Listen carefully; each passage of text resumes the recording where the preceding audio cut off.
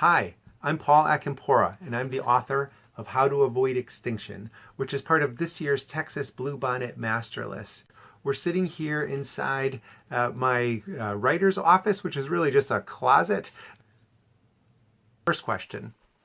Even though Honey is an outsider to the family, she seems to create balance. What made you add her character to the book? Honestly, Honey did not exist when this story began.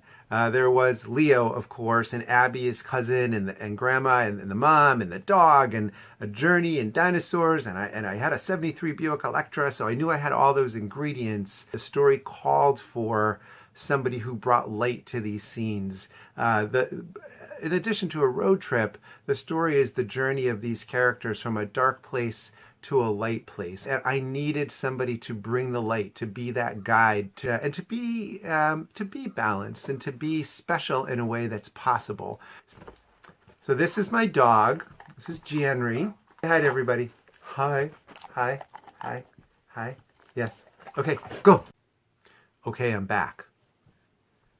Bonds of family and friendship help your characters begin to overcome the recent loss of a loved one.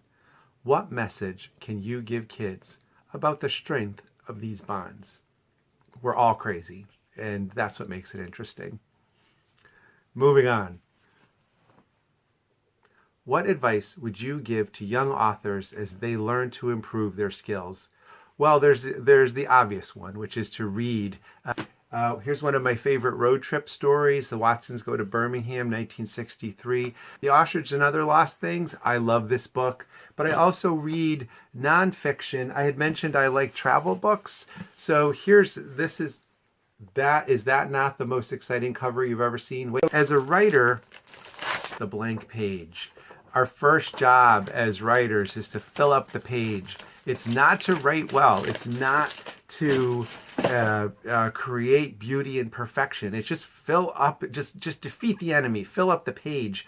I generally use notebooks. I buy these cheapo notebooks and fill them up with just like garbagey stuff and just fill up the page, because then you can use the rules of grammar and good writing and punctuation and action verbs and no passive tense.